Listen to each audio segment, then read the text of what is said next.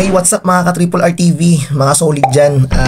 Kababalik ko lang ulit dahil Christmas season, sobrang busy at yung boses ko kababalik lang po. Grabe yun. Pasensya na po ako sa boses ko, halos bumalik lang dahil paus ako.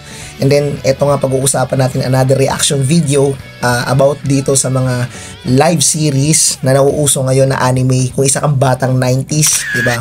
Para talagang bumabalik yung aming mga kabataan. Isa akong batang 90s at itong Ghost Fighter yung pag-uusapan natin. Maraming nagsasabi na low budget daw. So ano nga bang mga mali kung bakit nakikita ko mga bad comments ng Ghost Fighter na to na live series. Tsaka nauuso talaga yung live series ngayon dahil mga 3 months ago nagkaroon din ng Dragon Ball. At maganda yun, yung Dragon Ball na live series nila na movie. So nakikita yung video na nag-play. At ito pala yung sumunod, yung One Piece, paralan no October, na meron na rin sa Netflix, nagkaroon din ng live series ang One Piece. Mas okay, mas maganda, pero may nagsasabi rin na low budget. Marami talaga mga basher, pero anyways, ito talaga yung Ghost Fighter ang pinag-aano ko, dahil dito kung batang 90s ka, unang napanood namin to sa IBC 13 Channel 13 po, opo. Then sumunod po ang GMA7 na ipalabas po yan. Nakikita nyo yung ebidensya, ayan po. So sa mga hindi nakakaalam dyan, yan talaga nostalgic namin ng mga batang anime. Naalala ko pa nung sarap ng balikan, kwento ko lang. Nagmamadali kami umuwi na school. Tapos after nang gagawin namin assignment namin. Para lang kasi matapos namin at makapanood kami ng Ghost Fighter noon. Kasi gabi yan sa IBC 13, alas 7. And then, naging GMA7 din. Parang masarap pa rin balik-balikan yung mga anime noon.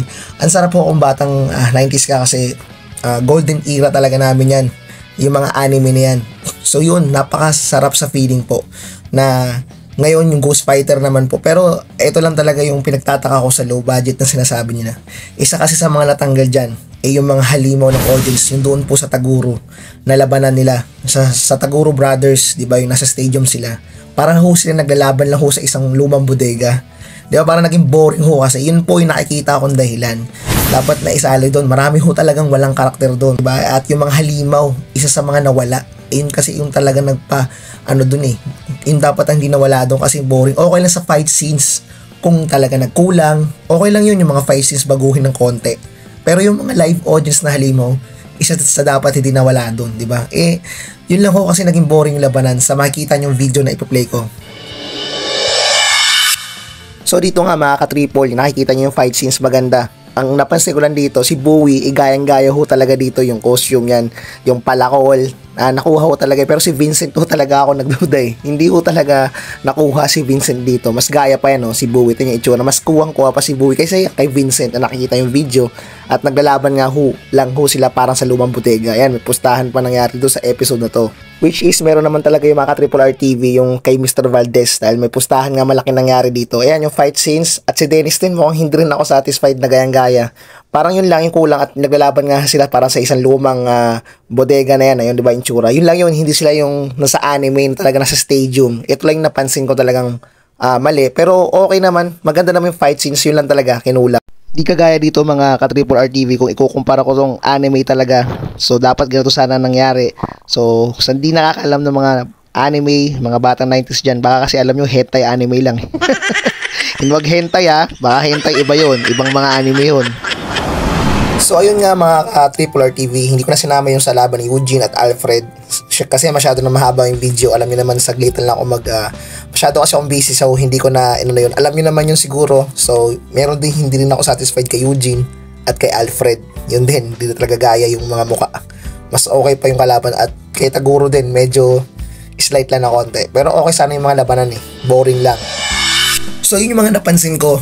No, pasensya na kayo sa boses ko, talagang malat ho talagang hirap ng Pasko. So magbagong taon na. So talagang boring ho talaga yung naging ng Ghost Fighter. Sa fight scenes okay lang talaga ho maging kulang yan.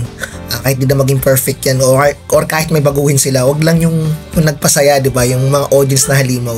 Isa yun sa mga nawala. So may iiwan akong katanungan, comment section dyan. Iiwan ko katanungan para sa inyo aking mga subscribers kung ano yung gusto nyong isunod na magkaroon ng live scenes na anime. Ano yung gusto nyong isunod, no? Para sa mga batang 90s na nakakalam at sa mga new generation na hindi nyo naabutan yung aming saya nung batang 90s.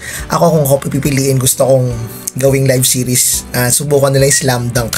No, isa sa mga sikat at nostalgic na anime din yung Slam Dunk na yan. Ang maganda lang doon, dapat si Sakuragi makuha nila isang karakter na yung pagka-comedy ni Sakuragi. Yun dapat ang hindi maging boring doon. So, sila Rukawa madaling gayahin kasi seryoso Yung Sakuragi talaga at magiging perfect yan dahil basketball yun yung slam dunk. Sana gusto ko makita na magkaroon ng live series ng slam dunk. Kayo, anong gusto nyo sa palagay nyo yung mga anime na classic na gusto nyong gawa ng live series? So, hanggang dito lang mga ka-Triple R TV. Maraming salamat sa suporta ninyo sa aking 64 subscribers na yata ako ngayon. So, check ko. So, sobrang busy ko talaga ako At sa aking FB page, okay na dati 20 lang sumusuporta sa akin. So sa ka-triple FB page, maraming salamat. This is Triple R TV. Maraming salamat. Please subscribe at hit ang notification bell para updated ka sa lahat ng mga videos ko. So mga Lodi, hanggang dito lang. Peace out.